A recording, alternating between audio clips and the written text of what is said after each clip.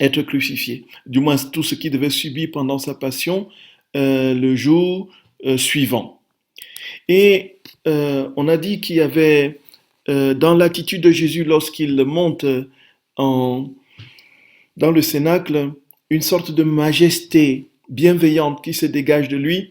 Et puis on a dit qu'il réparait pour tous les gestes, toutes les paroles qu'il posait étaient dans le but, frères et sœurs bien-aimés, de réparer ce que l'homme a fait de mal. Et nous avons mis en parallèle deux mondes, le monde des réprouvés, tel que Jésus le révèle à Luisa Picaretta dans la 3e heure, et le monde des élus. Le monde des réprouvés représenté par Judas Iscariote, et le monde des élus, n'est-ce pas, représenté, n'est-ce pas, par Jean. Donc Jean porte en lui le ciel parce qu'il a posé sa tête sur le côté de Jésus, sur le cœur de Jésus, et Judas porte en lui l'enfer parce qu'il a décidé, frères et sœurs bien-aimés, d'aller jusqu'au bout de sa besogne et de trahir le maître de la vie.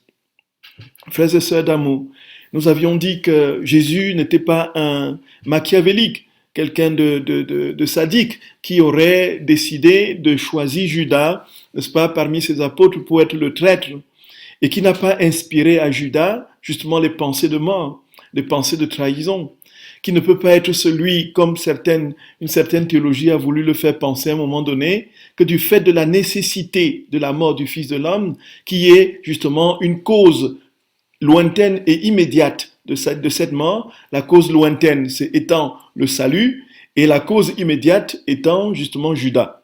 Non, ça c'est vraiment une fausse manière de voir les choses. Et on a ici pour nous quelque chose de profond. C'est que Jésus, frères et sœurs d'amour, et c'est ce que nous allons voir dans la 4e heure, que nous allons décortiquer en plusieurs, au moins en deux fois, puisque c'est une heure tellement vaste. Et nous voyons que Jésus travaille pour que Judas ne se perde pas. Jésus est pris d'une compassion profonde pour Judas Iscariote.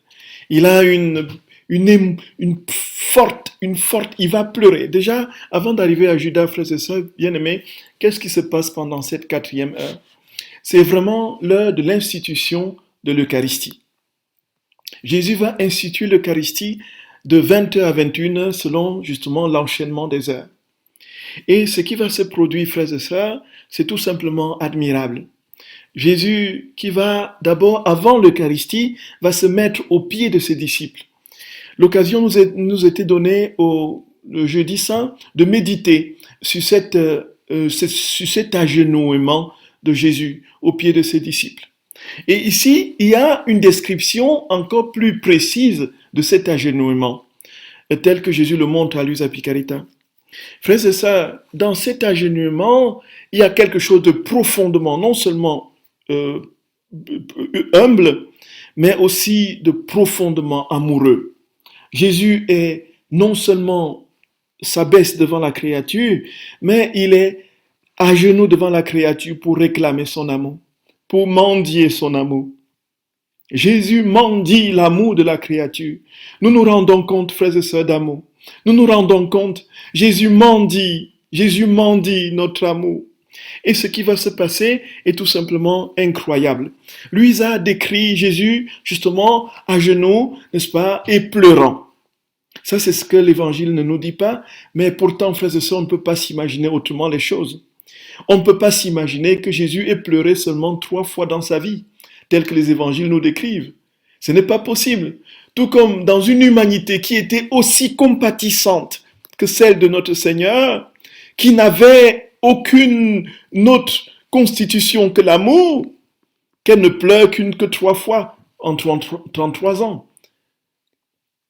Si tant est vrai qu'il n'a vécu que 33 ans. Ce n'est simplement pas possible.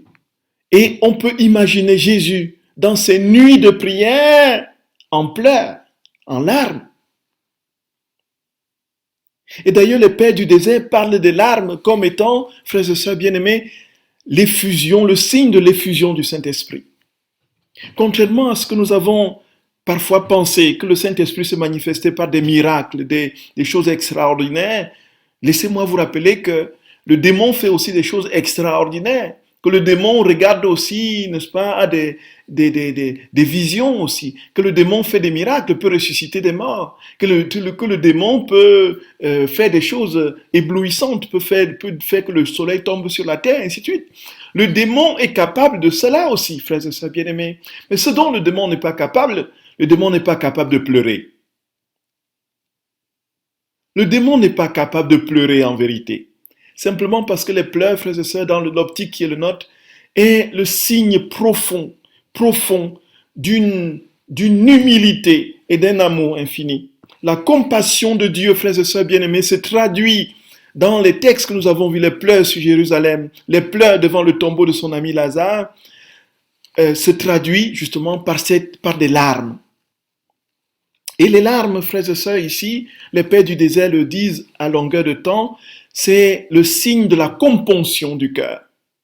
C'est-à-dire que le cœur est tellement broyé par l'humilité, le cœur est tellement broyé et brisé par l'amour, qu'il n'y a plus rien de l'ego qui subsiste. Et alors, qu'est-ce qui reste au cœur, frères et sœurs? Sinon, de s'épancher sur le cœur de Dieu et de pleurer d'amour. Jésus va pleurer d'amour aux pieds de ses apôtres. Frères et sœurs d'amour, nous nous rendons compte de cela. Il va pleurer. Et ainsi, il va de manière progressive aller de l'un à l'autre. Luisa décrit la scène de ce lavement des pieds comme étant une scène tellement forte et émouvante que Jésus, frères et sœurs, va mêler ses larmes à l'eau qu'il verse sur ses apôtres, sur les pieds de ses apôtres. Et quand il arrive au pied de Judas, il y a quelque chose de tout simplement inouï et inexplicable qui se produit.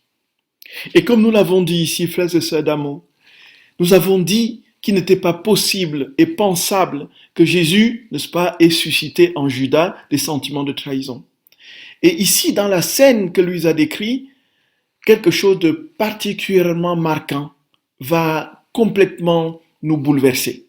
C'est que Jésus, en plus de pleurer de tout son cœur, de toutes les larmes de son corps sur les pieds de Judas, mêlant ces larmes aux pieds qui coulent, ces larmes à l'eau, qui coulent sur les pieds de Judas, Jésus va ensuite serrer les pieds de Judas contre son cœur. Jésus serre les pieds de Judas contre son cœur. Pour dire quoi, frères et sœurs d'amour? Pour dire quoi? Pour dire, je t'en supplie, ne t'égare pas, reviens. Et non seulement il va serrer il est décrit, lui a dit que Jésus sanglote. Jésus sanglote. Oh mon bon Jésus d'amour, oh mon Jésus d'amour, pardon pour nos duretés de cœur. Pardon Jésus, pardon Seigneur, t'en supplie, pardonne-nous nos duretés de cœur. Pardonne-nous nos duretés de cœur. Jésus va sangloter, frères et sœurs. Jésus va sangloter. Nous voyons ce que ça signifie. Jésus va sangloter. Il va dire à Judas, n'est-ce pas, s'il te plaît, ne va pas au bout de ta besogne. Ne va pas au bout de ta besogne. Voilà pour ce qui est de la première partie, justement, de l'institution de l'Eucharistie. Et ensuite, frères et sœurs d'amour, Jésus va instituer justement l'Eucharistie. Alors il institue l'Eucharistie. Comment les choses se passent? D'abord, il va s'adresser à son Père. Nous avons vu que tout au long de l'histoire de la vie de notre Seigneur, Jésus s'est toujours référé à son Père. Il ne faisait rien qui ne soit commandé par le Père. Il ne faisait rien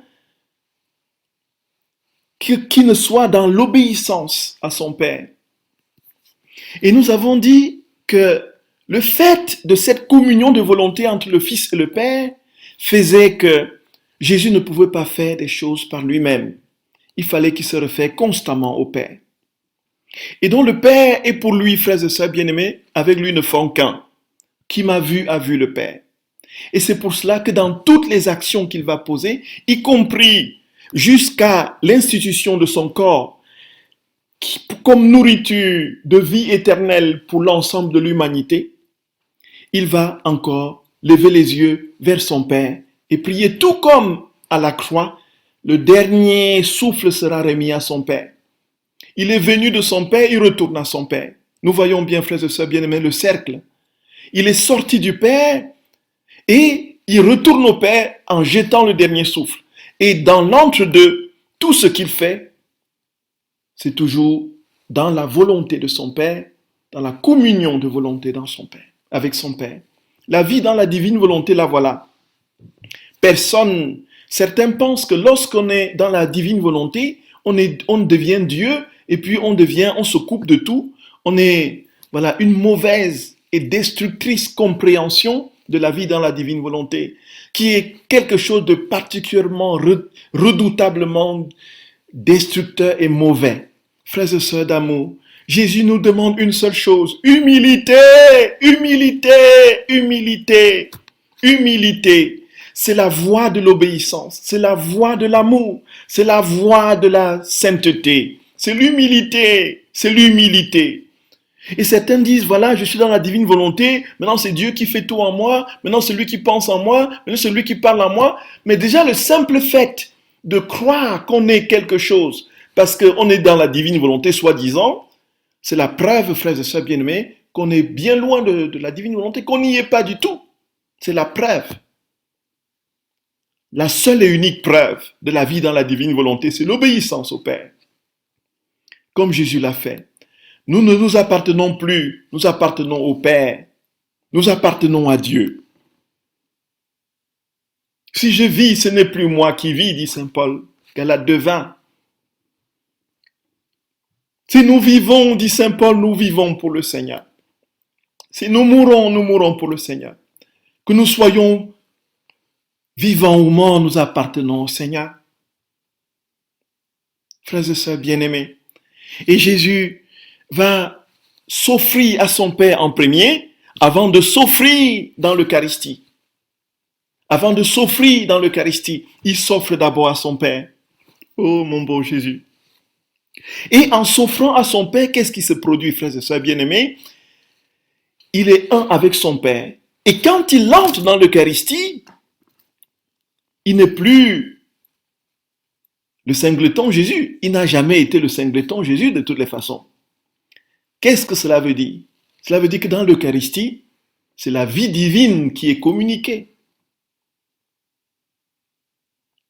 C'est la Trinité qui loge dans l'Eucharistie. Vous voyez, frères et sœurs d'amour, vous voyez ça, mes chers sœurs bien-aimés et frères. Voilà le grand mystère. Voilà le grand mystère de l'abandon à Dieu. Si nous voulons multiplier les vies divines, laissons-nous absorber par le cœur de Jésus. Laissons-nous absorber en Dieu. Et il fait la multiplication. Pourquoi Jésus était-il apparu après sa résurrection à 500 autres personnes à la fois? Pourquoi est-ce que il y a eu ce don d'ubiquité qu'il a dispersé en des milliers, en des centaines d'exemplaires?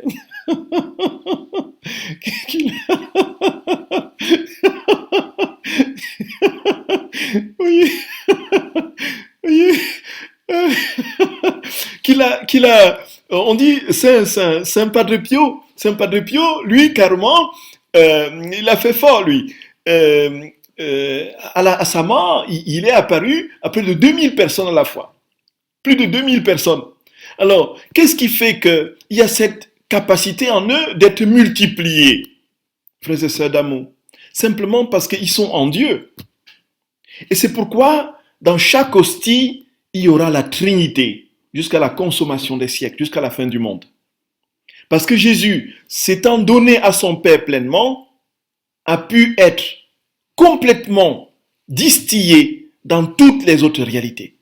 La divinité prend le dessus sur l'humanité et les prérogatives de la divinité, les idiomes de la divinité sont affectés à l'humanité et l'humanité ne peut que suivre le divin, être partout avec Dieu. Frères et sœurs d'amour, aimons Jésus, aimons notre Seigneur. Frères et sœurs bien-aimés, aimons Jésus, Aimons Jésus de tout notre cœur, parce que son amour est sans fin. Son amour ne connaît pas de bornes. Son amour ne connaît pas de limites. Son amour est infini et nous saisit dans les tréfonds les plus reculés de notre être. Et nous sommes désormais définitivement configurés à sa gloire, simplement, frères et sœurs, parce que nous ne nous appartenons plus. Le secret de la victoire chrétienne est dans l'absolu et total abandon à Dieu. Frères et sœurs, voilà la première partie, du moins une des premières parties selon notre découpage de cette 4e heure. Et l'occasion nous sera donnée de continuer demain la suite de ce qui se passe pendant la scène. Les leçons spirituelles sont inépuisables. Et pour celui qui veut véritablement se nourrir et grandir dans le Seigneur, il ne lui reste plus qu'une seule chose. Prends les 24 heures de la Passion. Prends ton Nouveau Testament. Médite la Passion selon Saint Jean. Médite les 24 heures de la Passion. Évolue, comprends. Laisse-toi imprégner par l'amour infini de Dieu qui se distillera dans les moindres petites particules de ton être. Dans tes cellules, ton sang, ta respiration. Laisse Jésus construire son ciel en toi. Je t'en supplie, ma sœur bien-aimée. Je t'en supplie, mon frère bien-aimé. Voilà où nous en sommes. Voilà où nous en sommes avec l'amour infini de Dieu. C'est pourquoi lorsque l'heure viendra pour nous de voir Jésus, quand nous serons devant lui, nous verrons la première chose que nous verrons, frères et sœurs bien-aimés. Ce ne sera pas d'abord notre péché. Ce sera son amour infini qui n'a pas de borne. Et nous verrons au cœur de cet amour infini la dissemblance chronique avec notre vie tiède qui a manqué d'amour. Et comme dit, n'est-ce pas, le témoignage de Saint Emmanuel, la première chose que nous ferons, ce sera de prendre nos clics et nos claques et d'aller dans la direction qui nous convient le mieux, sans que Jésus nous dise quelque chose. Aimons Jésus, frères et sœurs bien-aimés, pour que ce jour-là, nous soyons totalement absorbés en lui et que sa grâce, en ce jour et maintenant, soit notre rempart et notre seule force. Dieu vous bénisse, frères et sœurs d'amour. Dieu vous bénisse et que Jésus soit votre rempart et votre force. Que son amour vous inonde et vous immerge. Soyez bénis. À tout de suite pour le chapelet, les mystères joyeux du Saint-Rosaire. Que Dieu vous garde, mes chers sœurs bien-aimés. Que Dieu vous garde, chers sœurs et frères. Béni sois-tu, Seigneur. Béni sois-tu, Jésus. Béni sois-tu, Seigneur, notre Dieu. Béni sois-tu éternellement. Sois béni, sans fin, sois béni. Nous t'aimons, Seigneur. Nous t'aimons, Seigneur. Augmente notre amour, notre espérance et notre foi. Sois béni, Jésus. Sois béni, sois béni.